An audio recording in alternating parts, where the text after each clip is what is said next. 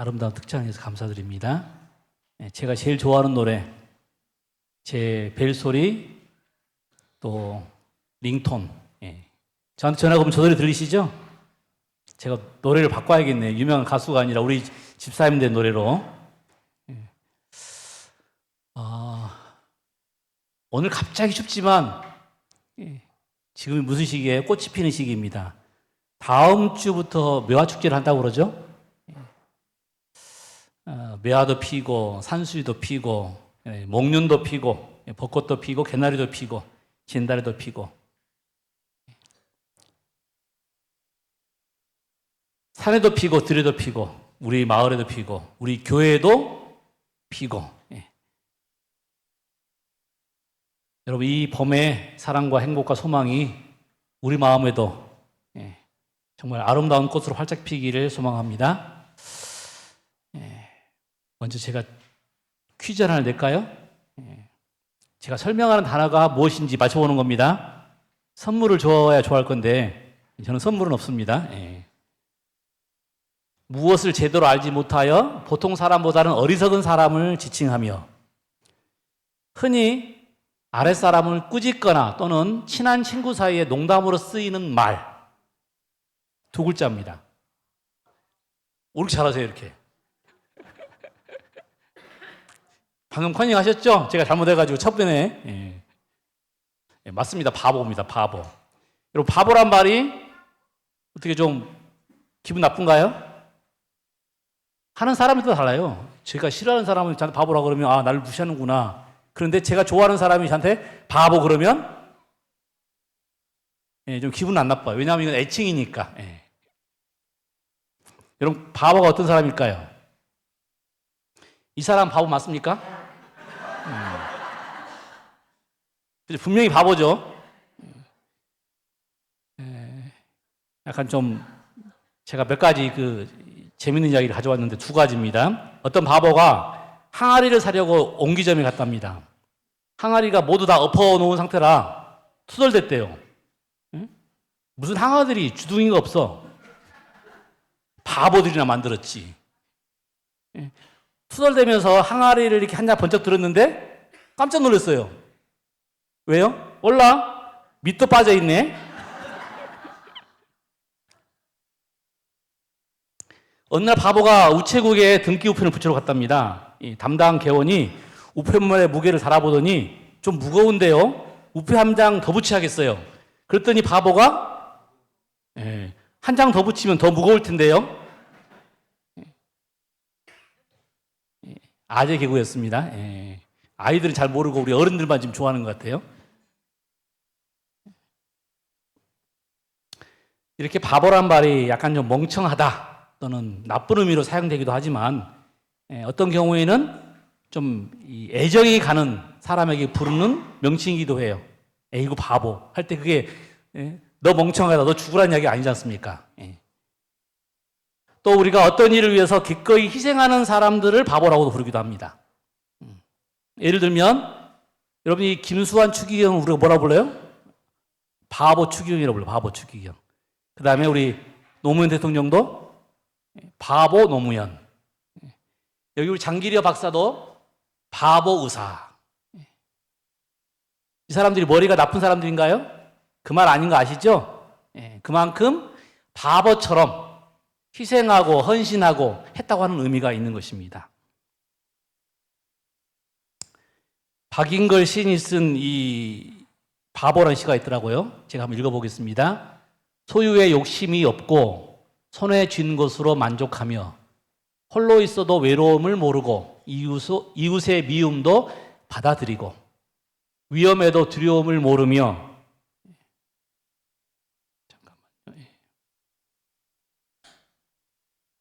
가난할지라도 불평하지 않고 잘 사는 사람들을 부러워하지 않는 고민일랑 웃어넘기고 자존심은 땅에 묻어놓고 높은 사람 앞에서도 굽실거리지 않으며 자신의 처지를 불평하지 않고 남들을 괴롭히지 않으며 한평생 원수를 맺지 않고 하루를 살아도 감사하는 사람.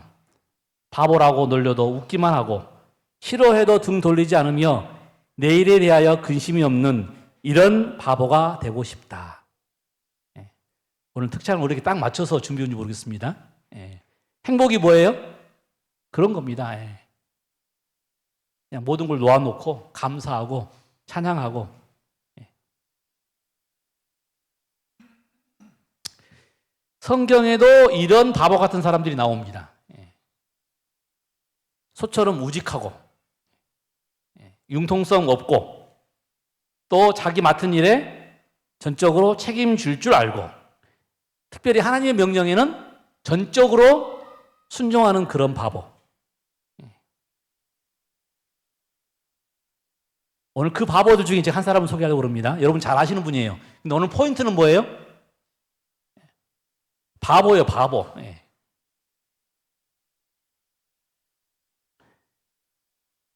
성경에 나오는 바보 중에 제일 먼저 나오는 바보가 노아입니다, 노아.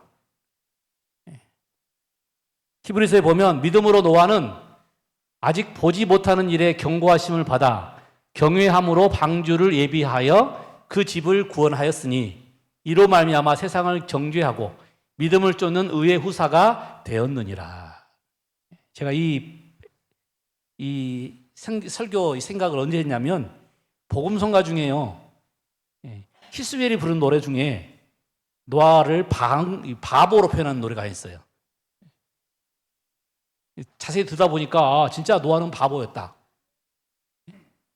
어떻게 그런 것을 믿었고 또 그렇게 오랫동안 우직하게 전했고 여러분 120년 동안 방주를 짓고 또 전혀 알지 못하는 비가 온다고 외치고 사람들은 그런 사람을 가리켜서 미치광이다, 미쳤다 또는 바보다 라고 말했다는 거예요. 그런데 그런 그의 바보 같은 믿음이 그를 구원했고 그의 가족들을 구원했고 그로 하여금 믿음의 후사가 되게 했다는 것입니다. 부조와 선지자에 보면 그러나 노아는 폭풍 가운데 반석같이 굳게 섰다. 대중의 멸시와 조롱에 둘러싸인 그는 거룩한 성실과 확고부동한 충성을 나타냈다. 여러분 바보의 또 다른 표현이 뭐냐면 그냥 우직한 거예요. 어떤 사람이 무슨 말을 하건 상관없이 사람들은 그 사람을 바보라고 미치광이라고 미쳤다고 이렇게 소리쳤지만 그는 항상 뭐가 있었어요? 하나님께서 약속하신 것, 하나님께서 명령하신 것에 대해서 분명히 성실하게 충성으로 그 믿음을 나타냈다는 것입니다. 여러분 노아의 프로필을 잠깐 보겠습니다. 노아의 이름의 뜻은 위로입니다. 위로. 잘 아시죠? 그는 람에게 아들이었습니다. 그리고 셈과 함과 야벳의 아버지였습니다. 기원전 2948년, 지금으로부터 한 5000년 전에 태어났고요. 그리고 기원전 1998년, 4000년 전에 죽었습니다. 몇 세를 살았다고요? 950세. 정말 부럽습니다. 그죠? 그 다음에 셋의 후손으로 아담의 아들 가인, 아벨 셋이죠. 셋의 후손으로 아담의 10대 손이었고 아담이 죽은 후 126년 후에 태어났어요. 아담의 나이와 계속 자녀를 계산하다 보면 아담이 죽은 지 불과 120년 후에 태어났습니다. 그리고 셋이 죽은 지는 14년 후에 태어났어요. 그렇게 나이를 계산해 보니까 아브라함과도 약 50년 함께 살았습니다. 그러니까 아브라함이 전혀 조상이 없었던 게 아니에요. 노아가 50년 동안 아브라함이 살던 시대에 살았었어요. 그에 있어서 가장 중요한 일은 뭐였냐면 홍수를 경고하는 것이었고 방주를 짓는 일이었습니다. 성공적으로 잘했나요? 잘했는데 일 하기 위해서는 뭐가 필요했어요? 바보처럼 우직하고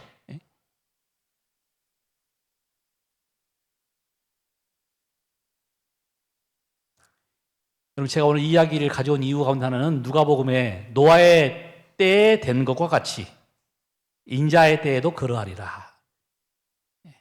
여러분 마지막 시대를 살아가는 우리도 노아와 같은 환경을 가질 수 있어요. 예수님의 재림, 사람들이 그걸 뭐라고 그래요? 뭔 엉뚱한 소리 하냐고 그렇게 할 수 있습니다. 그럼에도 불구하고 우리는 그 기별을 전해야 하고, 그렇죠? 그런데 사람들이 우리 보고 뭐라 그래요? 미치광이라고 그러고, 정신 나갔다 그러고, 바보라고 그러고. 노아가 사람들에게 이 바보처럼 조롱받고 살았어요. 왜요? 그에게는 하나님께서 주신 사명이 있었기 때문에. 오늘 아침에 저는 주보에는 제가 다른 이유로 해놨는데 원래 제목은 이겁니다. 바보처럼 사는 사람.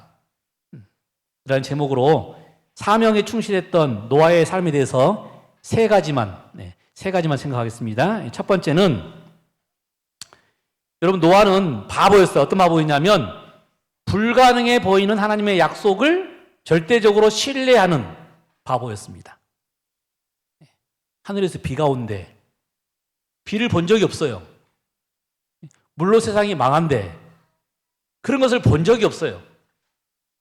그런데 하나님께서 말씀하셨고 약속하셨기에 그것을 절대적으로 믿는 바보였다는 것입니다. 여러분, 하나님이 노아를 부른 이유가 뭐예요? 여기 창세기 6장 13절, 18절, 19절에 보니 하나님이 노아에게 이르시되 모든 혈육 있는 자의 강포가 땅에 가득함으로 그 끝날이 내 앞에 이르렀으니 내가 그들을 땅과 함께 멸하리라. 18절, 그러나 너와는 내가 언약을 세우리니 너는 아들들과 아내와 자부들과 함께 방주로 들어가고 너와 함께 생명을 보존케 하되. 하나님께서는 노아와 언약을 세우셔서 모든 사람들을 멸할 때에 그와 그의 가족들은 뭐 하겠다는 거예요? 생명을 보존케 하겠다. 여러분, 노아 당시 사람들은 그것이 무엇인지 전혀 경험이 없었습니다. 당시에 여러분이 기록을 보면 인구도 한 60억 됐다고 그래요. 그 다음에 이 기술도 굉장히 발달됐다고 그래요. 여러분, 바벨탑을 쌓는 사람들이 그 사람들이거든요. 그 기술들이 그렇게 전수가 된 겁니다. 그들은 꽤 과학적인 사람들이었습니다. 그리고 기술이 발달된 사람들이었어요. 그래서 그들은 하나님을 무시했고, 그래서 하나님께서 이 악한 사람들을 더 이상 둘 수가 없어서 결국은 멸하시기로 결정하신 겁니다. 사람들은 그들에게 그토록 자비롭게 허락된 그 은혜의 기간을 노아를 조롱하는 데 사용하였다. 그들은 하나님께서 반드시 성취하실 것이라고 노아가 선포한 심판에 대한 열심과 열정을 비웃었다. 그래서 멸하시기로 결정하시고 노아를 부르셔서 그것을, 그 기별을 전하도록, 그 방주를 만들도록 명령하셨어요.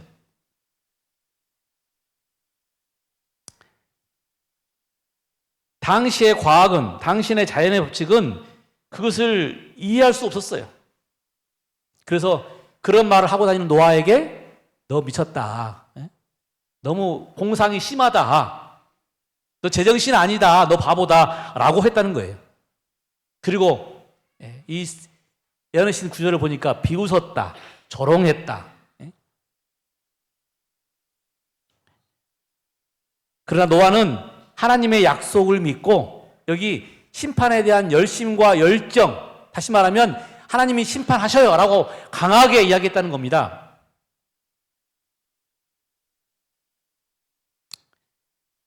방주를 완성한 후에 노아는 하나님의 약속을 절대적으로 믿었기에 그는 가족들을 데리고 방주에 들어갔습니다. 그리고 방주의 문을 닫았어요. 그런데 일주일이 지나도록 아무런 징조가 없었습니다. 노아와 가족들이 방주에 들어간 후 7일 동안 폭풍우가 올 아무 징조도 나타나지 않았다. 이 시기 동안 노아의 믿음은 시험을 당하였다. 왜냐하면 비가 오고 홍수가 있는다고 그랬는데 방주에 들어간 지 일주일이 지나도록 아무 일도 없는 거예요. 선지자는 이 기간을 믿음을 시험하는 기간이라고 말합니다. 바보라고 미치광이라고 조롱하는 소리에도 불구하고 기가 죽거나 포기하지 않았는데 지금 방주 안에 들어와 있는데도 불구하고 그 일이 일어나지 않으니 또 다른 지금 시험거리에 빠진 거예요. 여러분, 우리 노아가 바보였던 이유를 아시겠죠?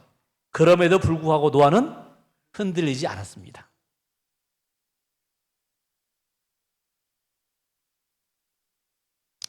여러분, 하나님께서 아브라함을 부르셔서 고향을 떠나라고 지시하셨어요. 여기 창세기 12장에 보면 내가 너로 큰 민족을 이루게 했고 내가 내게 복을 주어 내 이름을 창대하게 하리니 너는 복이 될지라.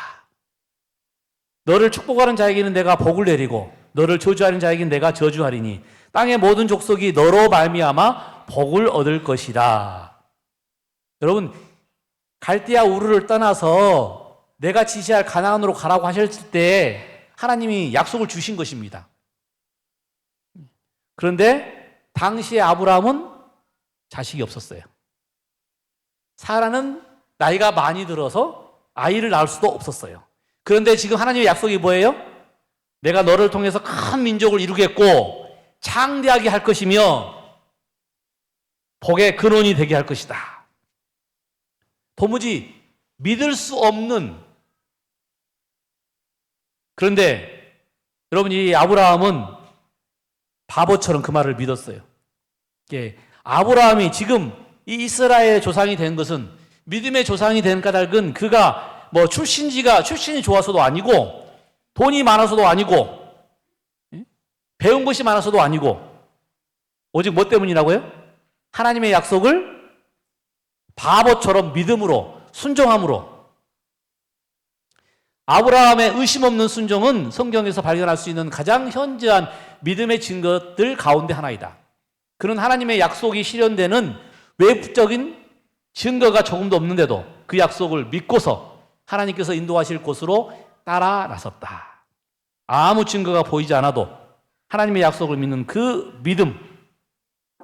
그래서 이삭을 제물로 드렸고 아무 의심 없이 어떤 명령이든지 순종했다고 하는 것입니다. 그런 행동들이 사람들에게 이상하게 보이고 정말 바보처럼 보일지라도 그런 하나님의 약속이 있다면, 하나님의 말씀이 있다면 뭐한 사람이었어요? 그 말씀을 따르는 사람. 때때로 눈에 보이지 않고 우리의 이성으로 믿을 수 없는 약속들이 있어요. 그 약속들을 따르는 사람들을 우리가 바보라고 생각할지 모르지만 그것이 하나님의 약속이라면 분명 거기에는 말씀이 육신이 되고 말씀이 이루어지는 놀라운 결과가 있다는 것입니다. 왜냐하면 우리 하나님은 무에서 유를 창조하시는 분이시고 시건치 아니하시고 그 약속을 지키시는 분이시기 때문입니다. 여러분, 우리가 하나님의 약속을 믿고 따르는데 우직하고 충성스러운 바보 같은 사람이 되시길 간절히 소망합니다. 두 번째, 여러분, 노아는 실행하기 불가능한 하나님의 명령에도 즐겨 순종하는 바보였습니다. 그 약속을 믿을 뿐만 아니라 그 약속의 말씀대로 뭐 하는 사람이었다고요? 순종하는 사람. 노아가 여호와께서 자기에게 명하신 대로 다 준행하였더라. 그것이 이해하기 어려웠어도 그의 과학으로, 상식으로 맞지 않았어도 그것이 하나님의 명령이었기 때문에 뭐 했다고요? 다 준행하였더라. 얼마나 바보스럽습니까? 그러나 얼마나 우직합니다. 얼마나 충성스럽습니까? 여러분, 하나님께서 명령하신 대로 우리가 하게 되면 그 책임도 누가 지실까요? 하나님이 지시죠.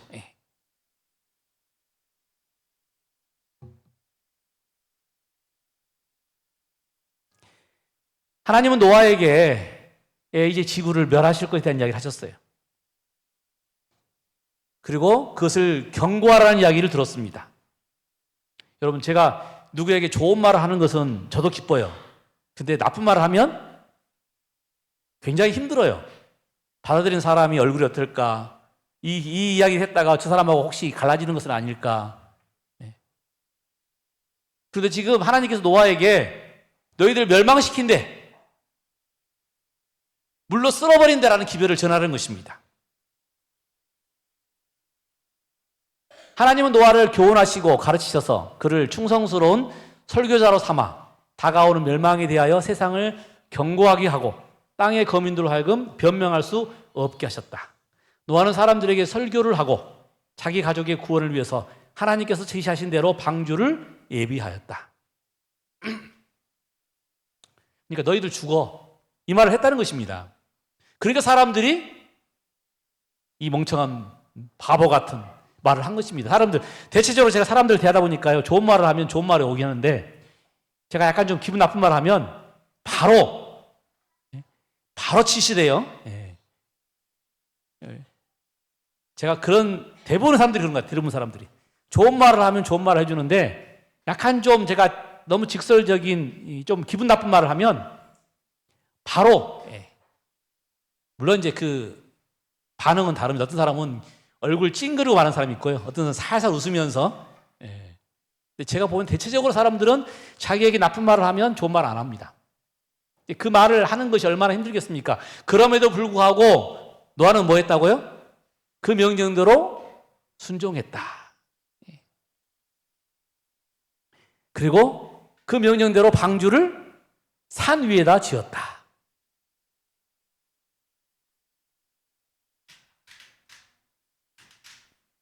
이제 노아는 백성들에게 정말 간곡하게 호소했어요.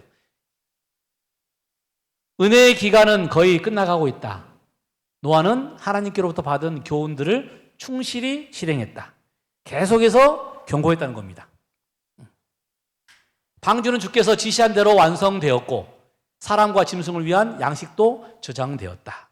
하나님이 명령하신 대로 해가 쨍쨍 찌고 있지만 홍수를 대비해서 방주를 짓고 음식을 쌓고 사람들이 손가락질하고 정신 나갔다고 그러고 멍청하다고 그러고 바보라고 해도 상관없이 그런 하나님의 명령대로, 지시대로 그렇게 가족들을 준비했고 방주를 준비했고 동물들을 준비했고 식량을 준비했고. 여러분, 그 결과가 어땠는지 아시죠? 누가 믿었습니까, 그것을? 여기 원고에 보니까 노아는 120년 동안 세상을 향해서 경고의 기별을 선포했지만 단지 몇 사람만 회개했다. 이 더 힘든 거예요. 그가 기별을 전했는데 막 수만 명이 몰려오면 신이 났겠죠.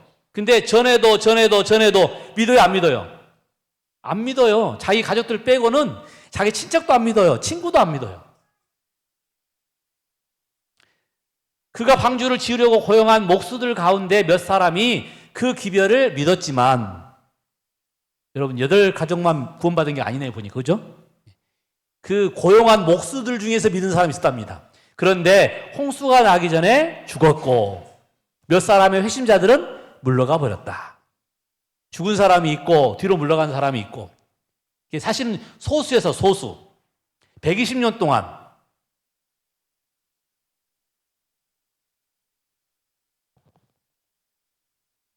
결과는 분명하고 확실한데 왜 사람들은 바보처럼 하나님의 말씀을 믿지 못했을까요?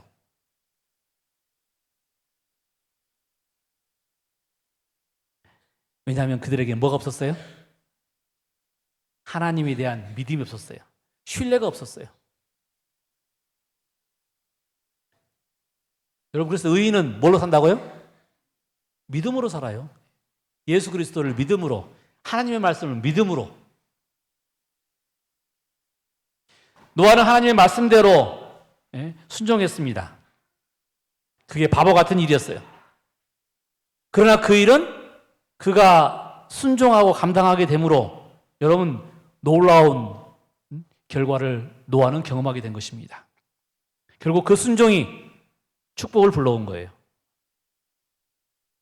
오늘 우리도 노아처럼 하나님의 명령에 즐겁게 순종할 수 있는 그런 바보 같은 성도들이 되시길 간절히 소망합니다. 설교보단 이상하죠? 자꾸 여러분 보고 뭐가 되라고요? 바보가 되라는데, 바보가. 세상에는 눈 멀고 누구만 바라보는 하나님만 바라보는. 마지막 세 번째입니다. 노아는 120년이라는 긴 시간 동안 방주를 건조하는 일에 끝까지 성실하게 충성한 바보였습니다. 도중에 포기하지 않고, 도중에 뒤로 물러가지 않고, 끝까지. 여러분, 구원은 어떤 사람이 구원을 받는다고요? 끝까지 견디는 자가 구원을 받습니다. 끝까지 견디는 바보가 돼야 구원을 받는다는 이야기예요. 몇 년 동안요? 120년 동안. 그러나 이 귀중한 은혜의 시기를 식별한 자들은 소수에 불과했다. 얼마나 허무한 시간입니까? 반복해서 외치고 많은 돈을 투자해서 전도회도 했지만 그것을 믿는 사람들은 불과 소수에 불과했다. 얼마나 힘이 빠지고 또 얼마나 내가 정말 혹시 멍청한 일을 하고 있는가 그런 생각을 하지 않았겠습니까? 부조와 선지자에 보면 노아가 세상에 그의 경고의 기별을 전하고 있는 동안 그의 업적이 그의 성실성을 증거하였다. 놀라운 결과를 거둬서가 아니라 꾸준하게 무직스럽게 충성스럽게 그 기별을 전하고 방주를 짓는 일을 뭐라고 표현한다고요? 그의 업적이라고 표현하고 그것이 그의 성실성을 증거했다. 그의 믿음을 증거했다고 표현하고 있는 것입니다. 그는 하나님께서 말씀하신 것을 그대로 믿는 모범을 세상에 보여주었다. 그가 소유했던 모든 것을 방주를 짓는 데 바쳤다. 그냥 얼렁뚱땅한 게 아니라 모든 시간을, 모든 재물을 바쳐서 하나님의 명령대로 끝까지. 그래서 그가 믿음의 후사가 되었다는 이야기입니다. 하나님께서 노아에게 너와 온 집이 방주로 들어가라고 명령하셨습니다. 노아의 경고가 세상 사람들에게 거절당했지만 그의 가마와 모본이 그의 가족에게 축복된 결과를 가져왔다. 그의 충성과 성실성의 보상으로서 하나님께서는 그의 모든 가족들을 구원하셨다. 부모의 성실에 대한 이 얼마나 큰 격려인가. 부모를 키우고 있는, 자녀를 키우고 있는 부모들은 아마 이 말이 지금 무슨 말인지, 특별히 믿음으로 가족들을 다 이렇게 인도하고 싶은 사람들은 이 말이 무슨 말인지 아마 아실 겁니다.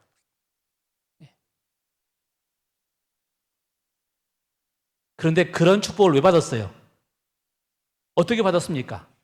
그의 충성스러움, 정말 끝까지 하나님을 믿는 그 모습을 통해서 그의 자녀들이 결국 감동을 받고 믿음을 받게 된 것입니다.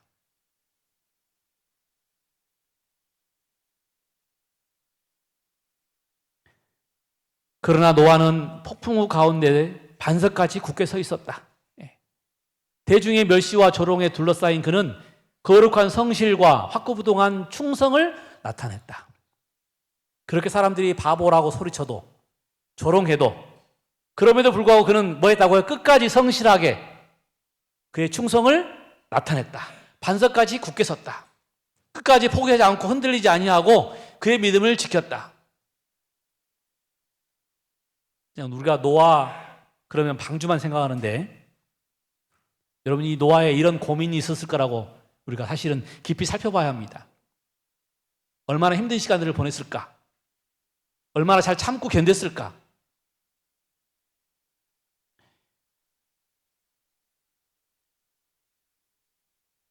결국 그의 성실의 결과를 그의 인내의 열매를 거두게 되었습니다. 다는 구원하지 못했지만 그의 가족들을, 그가 함께 일했던 몇 사람들을 얻었습니다. 그것은 바보처럼 그가 성실했기 때문에, 그가 하나님의 약속을 믿었기 때문에 그에게 주신 결과였습니다. 제가 이런 바보가 좀 생각이 나서 오늘 지금 바보를 좀 소개할까 합니다. 우리보다는 좀 더 나은 바보인데요. 혹시 이분 누군지 아십니까? 로제타 셔우드홀. 지금 고려대학교에 고려대 병원과 의과대학을 신설하는 데 기초가 된 우리 여자 선교사입니다. 이분이 25살 때 한국에 선교사로 왔어요. 의대를 졸업하자마자. 그 좋은 미래를 다 포기하고 한국으로 선교사로 왔습니다. 당시에 한국은, 조선이죠. 조선은 서양인들에게는 조용한 아침의 나라였어요. 그래서 조선입니다. 그런데 여러분 아시는 것처럼 그 당시에 우리나라는 조용한 나라가 아니었어요. 이 외세 침입으로 말미암아서 나라가 흔들리고 근간이 흔들리던 시절입니다. 그래서 전염병이 들어오고 남쪽에는 문둥병, 북쪽에는 결핵이 만연했어요. 6명 중에 1명이 결핵으로 죽었다고 합니다. 젊은이들이 피를 토하면서 죽어가던 시대, 이 절망적인 시대에 남들 같으면 이런 질병이 있는 나라를 피하겠건만 이 로제타 샤우드는 그를 부르신 하나님의 소명에 응답하기 위해서 이 조선으로 선교사를 오기로 결정한 것입니다. 그리고 그보다 먼저 들어와 있던 윌리엄 제임스 홀을 만나서 결혼을 했어요. 그리고 그들은 이 조선을 위해서 일했는데 특별히 평양 지역에 병원을 세우고 평양 지역에 이 아픈 사람들을 치료하고 복음을 전했습니다. 그런데 몇 년이 지나지 않아서 이 청일전쟁, 1894년이죠. 청일전쟁이 끝내고 내려온 그 병사들을 치료하다가 전염병에 옮겨서 결국은 과로와 전염병으로 이 남편이 쓰러졌고, 그리고 34세 젊은 나이에 그 남편이 죽었습니다. 임종 직전에 그는 아내의 손을 붙잡고 이렇게 말했어요. 내가 평양에 간 것을 후회하지 마시오. 나는 그리스도를 위해서 그 일을 했소. 하나님께서 갚아 주실 것이요.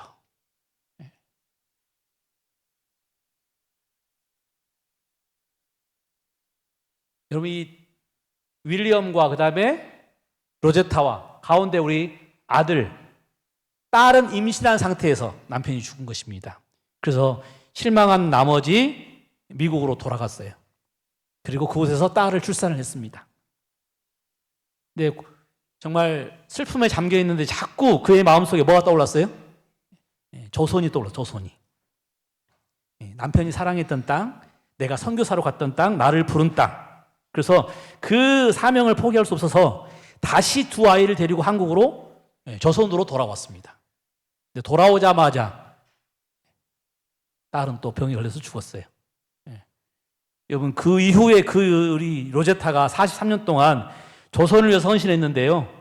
병원을 세우고, 특별히 여성을 위한 병원을 세우고, 어린이 병원을 세우고, 당시에 우리 조선에서는 여자들과 아이들은 항상 무시되는 존재였거든요.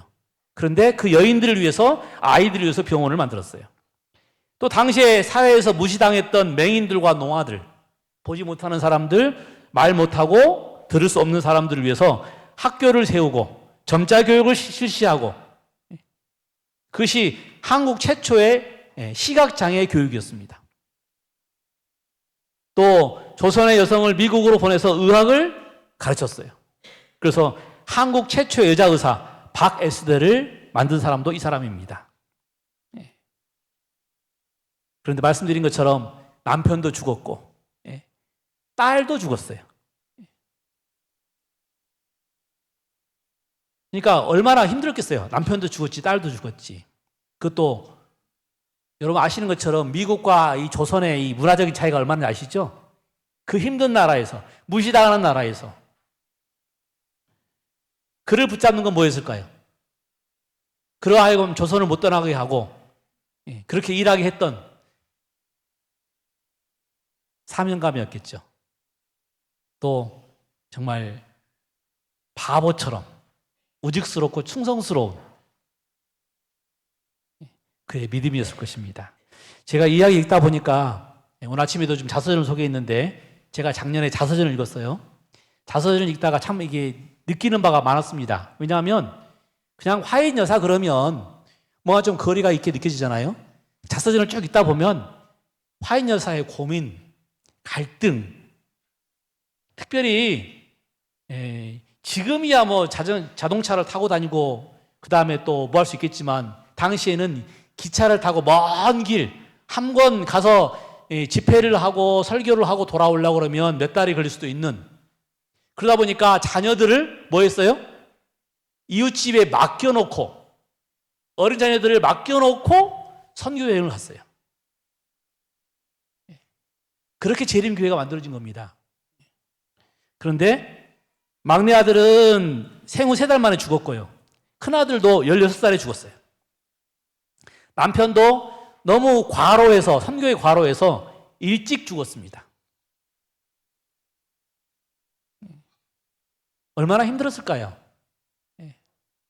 포기하고 싶지 않았을까요? 여러분, 이 자선을 읽다 보면 그의 고충이 나와요. 그의 고민이 나옵니다. 자녀들 때문에 고민하는 장면들이 나오고, 남편 때문에 고민하는 장면이 나오고, 그렇게 눈물을 흘리고 씨를 뿌려서 결국 어디가 뭐가 태어났다고요? 재림교회가 만들어진 것입니다. 그리고 복음이 땅끝까지 전파되는 중요한 역할들이 이루어진 것입니다. 우직스러운 로제타의 그 선교열로 조선이 복음으로 불탔다면, 화인 여사의 그 우직스러운 충성스러움이 결국 재림교회를 땅끝까지 전파하는 중요한 역할을 담당하게 만들었다고 하는 것입니다. 듣다 보면 감동도 있지만, 듣다 보면 참 바보 같은 사람들이에요.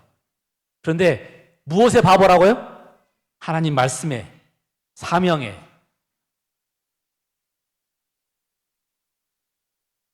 여러분, 그렇게 평생을 조선을 위해서 살고 조선에 지금 묻혀 있죠. 사람들은 그를 조선을 사랑하는 천사라고 부른답니다. 오늘 우리는 무엇에 열중하고 계신가요? 무엇이 오늘 여러분들을 붙들고 계십니까? 오늘 우리가 말씀을 통해서 다시 한번 우리가 지금 어디에 서 있는지, 우리가 무엇에 충성해야 되는지, 우리가 무엇에 바보가 되어야 되는지 깊이 생각하는 여러분과 제가 되기를 소망합니다. 이제 말씀을 마치면서 세상의 이 따가운 시선과 조롱을 믿음과 순종과 인내로 이겨낸 노아처럼, 오늘 하는 가는 길에서 우리에게 닥친 여러 가지 어려움들을 사명감으로 이겨내는 여러분과 제가 되기를 간절히 소망합니다. 사람들은 우리를 바보라고 그러지만 하나님은 우리를 가장 귀중한 존재로 여기신다는 것을 기억하시길 간절히 소망하면서 말씀을 줄이겠습니다.